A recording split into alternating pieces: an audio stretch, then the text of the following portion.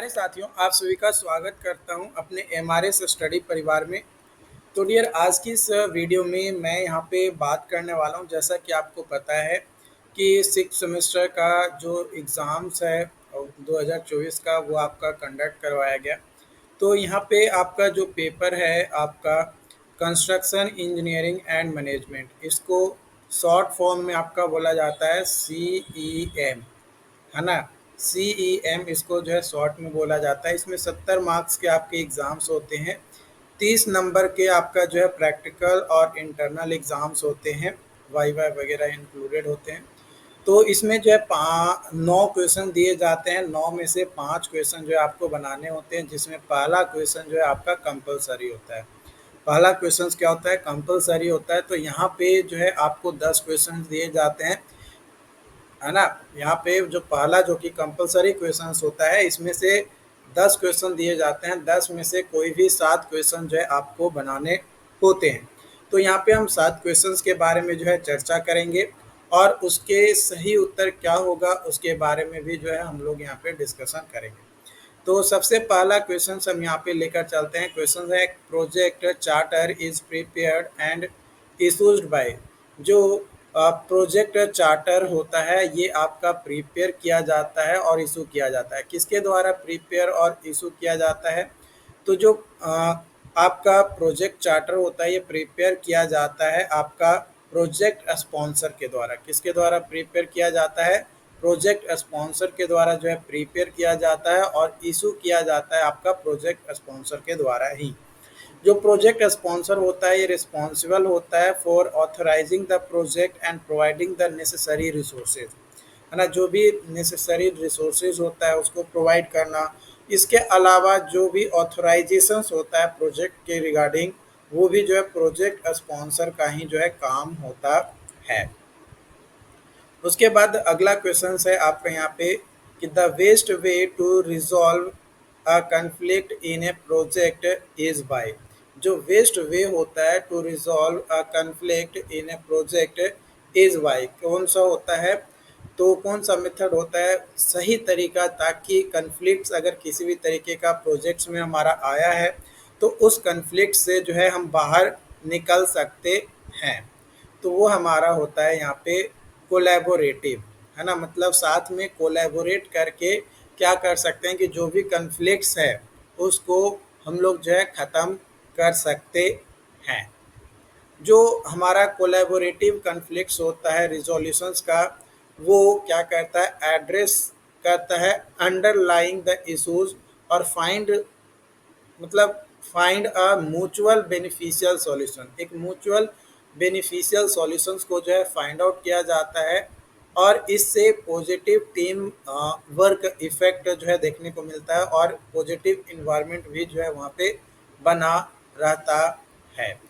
दूसरा क्वेश्चन हो गया। तीसरा क्वेश्चन है, यू एज ए प्रोजेक्ट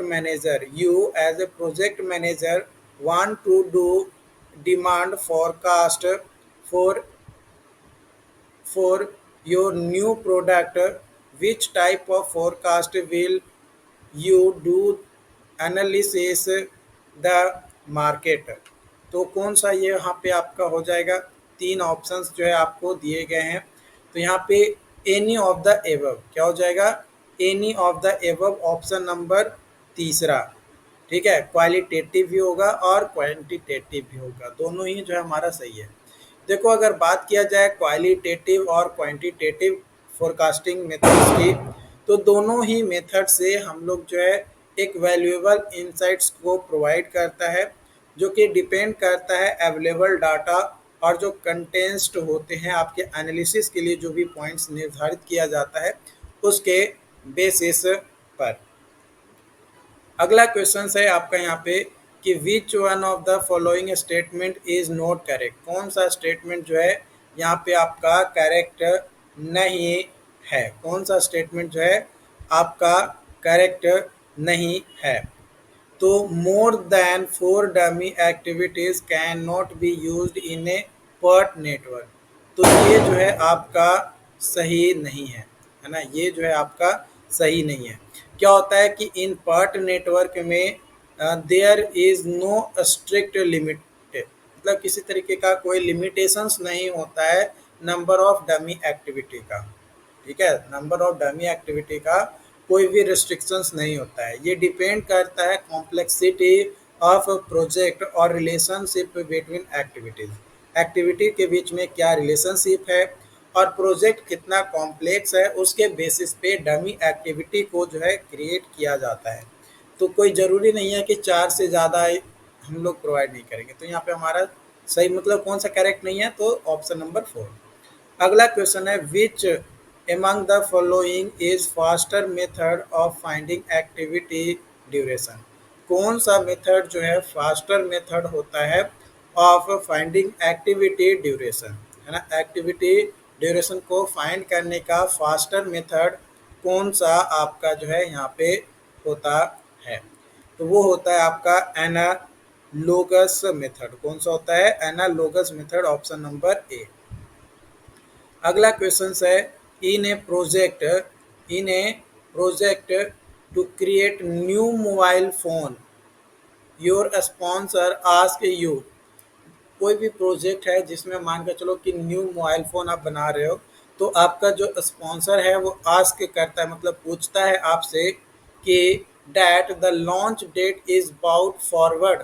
जो लॉन्च डेट है वो bout forward, what will be it impact. तो इसके कारण से क्या होगा, मतलब अगर बाई करने का जो डेट है वो आगे बढ़ जाता है ना, तो उससे क्या इम्पैक्ट हमारा पड़ेगा, उससे क्या इम्पैक्ट पड़ेगा, तो जो कॉस्ट होता है वो इंक्रीज हो जाएगा। क्या हो जाएगा, कॉस्ट इंक्रीज हो जाएगा।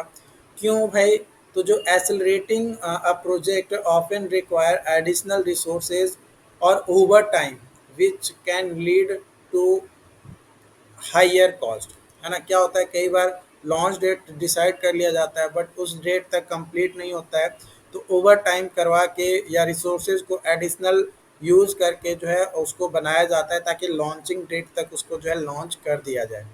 तो उस कंडीशंस में जो कॉस्ट होता है वो क्या होता है, इंक्रीज हो जाता है, इंक्रीज हो जाता है। अगला क्वेश्चन है, एक पॉजिटिव कॉस्ट वेरिएशंस वेरिएंस है और निगेटिव शेड्यूल वेरिएंस है ना। पॉजिटिव कॉस्ट वेरिएंस है और निगेटिव शेड्यूल वेरिएंस है, इन दोनों का मतलब क्या होता है ना। पॉजिटिव कॉस्ट वेरिएंस और निगेटिव शेड्यूल वेरिएंस, इसका मतलब क्या होता है, तो इसका मतलब होता है कि प्रोजेक्ट जो है वो आपका अंडर बजट है, प्रोजेक्ट जो है हमारा अंडर बजट है, लेकिन जो शेड्यूल है वो बिहाइंड है, मतलब शेड्यूल के पीछे है और अंडर बजट है। तो हमारा ऑप्शन नंबर 2 जो है हो जाएगा यहाँ पे सही हो जाएगा। अगला क्वेश्चन है, pick up the incorrect statement. Incorrect statement को जो है आपको क्या करना है, चूज करना है। क्या करना है, इनकरेक्ट स्टेटमेंट को आपको जो है चूज करना है।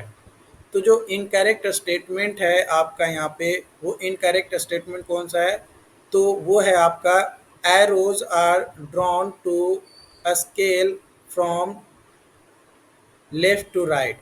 तो ऑप्शन नंबर 4 जो है वो आपका यहाँ पे सही उत्तर हो जाएगा। कौन सा हो जाएगा, तो option number 4, the arrows are drawn to a scale from left to right. अगला क्वेश्चन है, milestone chart is invented in the year of. जो माइलस्टोन है, ये जो चार्ट है ये कब इन्वेंट हुआ था, तो जो माइलस्टोन चार्ट है ये इन्वेंट हुआ था 1930 में। कब, 1930 में। तो तीसरा ऑप्शन जो है आपका सही उत्तर है। अगला क्वेश्चन है आपका यहाँ पे कि डमी एक्टिविटी, है ना, डमी एक्टिविटी। तो डमी एक्टिविटी जो है वो आपका एक आर्टिफिशियली इंट्रोड्यूस होता है, रिप्रेजेंट किया जाता है बाय डॉटेड लाइन और डज नॉट कंज्यूम टाइम, कोई भी टाइम कंज्यूम नहीं करता है। तो ऑल ऑफ द एबव जो है सही हो जाएगा, यानी ऑप्शन नंबर 4 जो है आपका यहाँ पे सही उत्तर आपका हो जाएगा। उसके बाद यहाँ पे क्वेश्चन नंबर 2 है जो कि अब सब्जेक्टिव क्वेश्चन है। तो हमारा मेन इस वीडियो का मकसद था कि ऑब्जेक्टिव क्वेश्चंस को आपको करवाना। सब्जेक्टिव जो क्वेश्चंस है वो आपको करवाया जाएगा, है ना। जो सब्जेक्टिव क्वेश्चंस है अलग से वीडियोस में आपको करवाया जाएगा। ऐसे यहाँ पे क्वेश्चंस आपका दिया गया है, एक्टिविटीज़ ऑन एरोज यानी A O A and activity on node AON, network diagram और CPN एंड PERT टेक्निक्स में आपको जो है डिफरेंस बताना। तो इस तरीके से डिफरेंस वाला क्वेश्चन था। क्वेश्चन इजी थे, मॉडरेट आपके क्वेश्चन जो है आपके यहाँ पे पूछे गए थे।